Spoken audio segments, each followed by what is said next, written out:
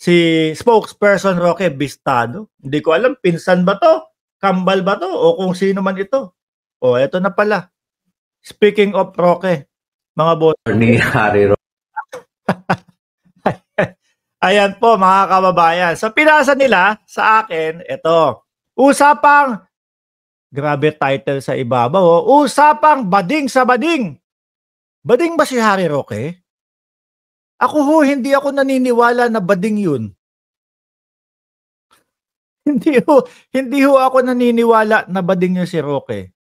Si Harry Roque, pangalan pa lang ho, ang tigas na eh. Harry Roque. Oh. Meron lang ako isang nakita, yung video na i-play natin, mga kababayan, isang beses. Ano ba naman kung gusto niyang mapataples si Ronil Yang? Hindi naman indikasyon yun ng pagkabading. Di ba?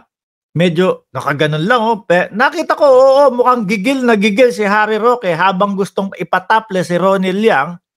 Pero hindi indikasyon yun na bading si Harry Roque, mga kababayan, ha? O, pero pakinggan ho natin ito, mga bossing.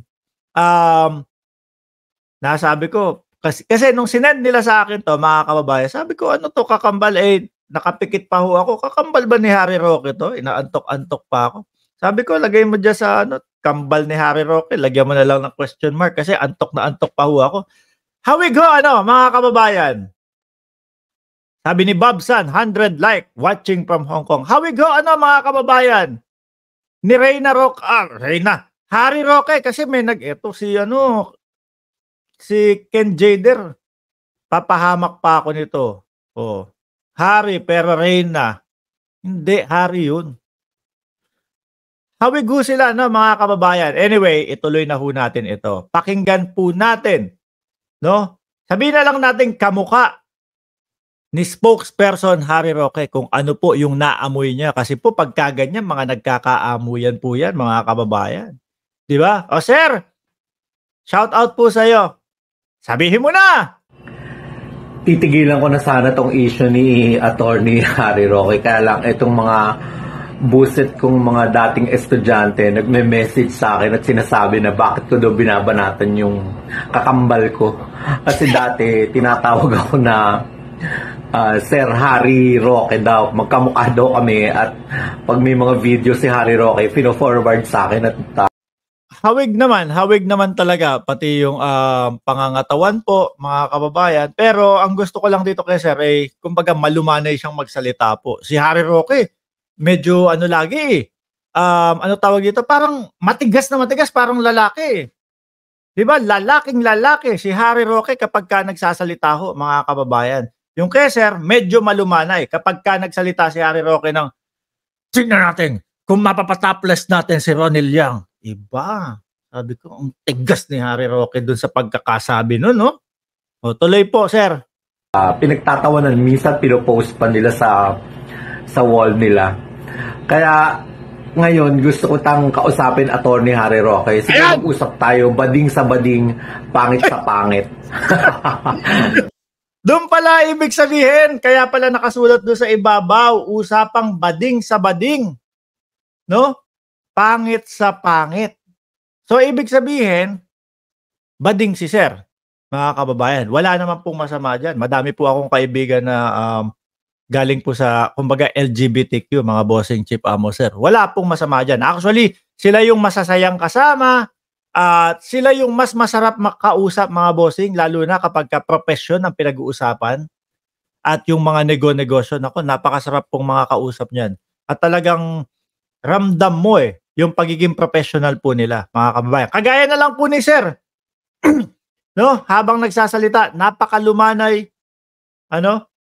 Hindi kagaya ni Harry Roque. Yun nga, yung sinasabi kong antigas ng pagkakasabi niya. Tingnan natin kung mapapa-topless natin si Ronil Yang. Gusto niyo po bang makita yon? Baka nagsasawa na kasi kayo dun Gusto niyo makita ulit yon? Baka yung iba kasi hindi pa nakikita dito, iangat lang natin saglit.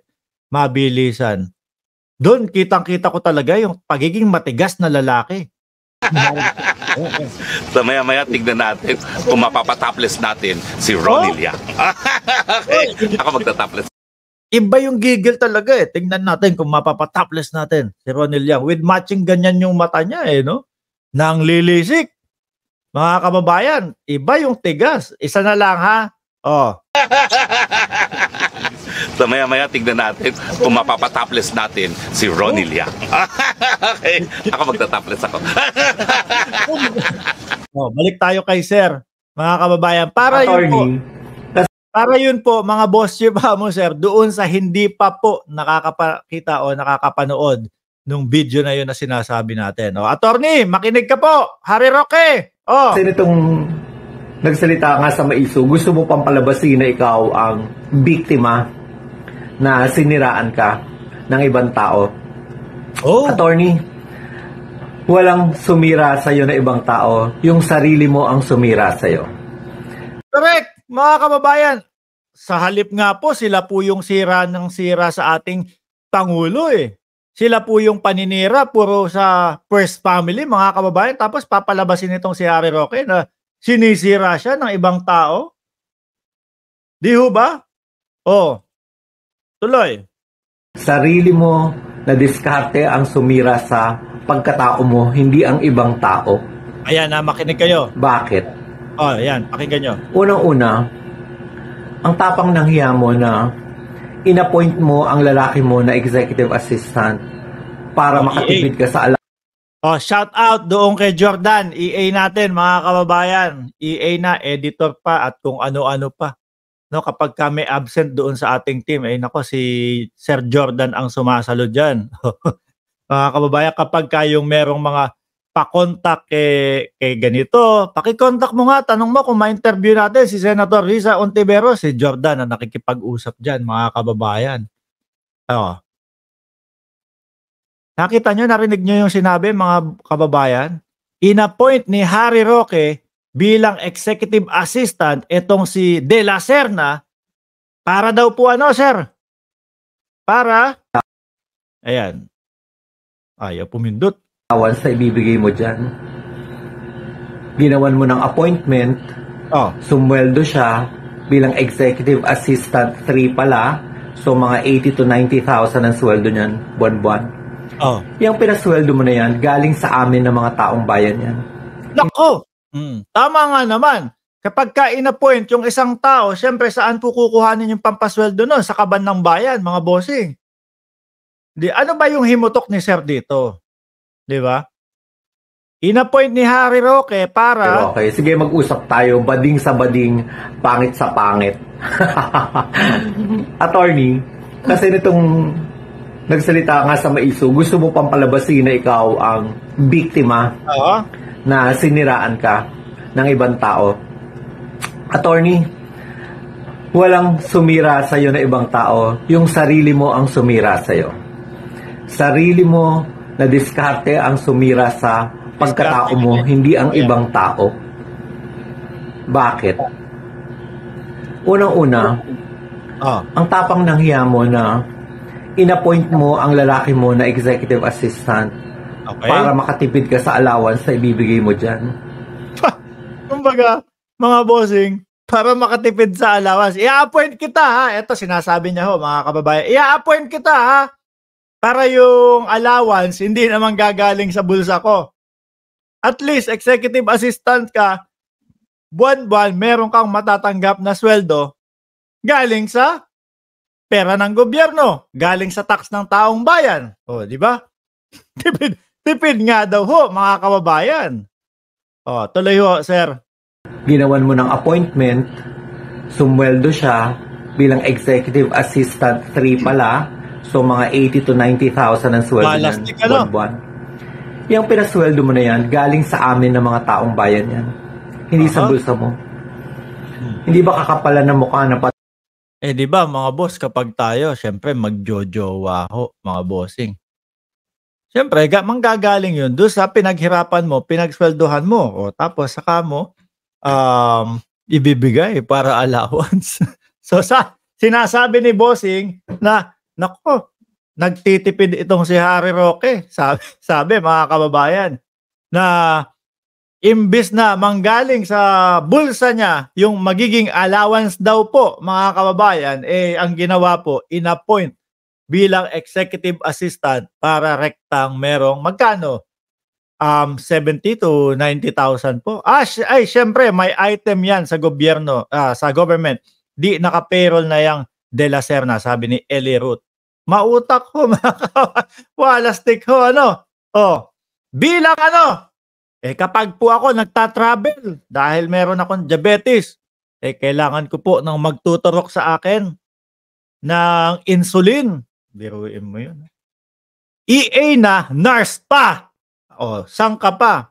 Ang iniisip ko dito, mga kababayan, kasi pwede naman pong no, yung pinakamalapit na sa puso ni spokesperson Harry Roque, mga kababayan, yung isama niya, lalong-lalo na kung talagang kabado siya doon sa kalagayan niya, mga bossing. Ano't ano man ang mangyari, mahal niya sa buhay yung kasama niya, mga boss. Baka mahal nga niya sa buhay yung kasama niya.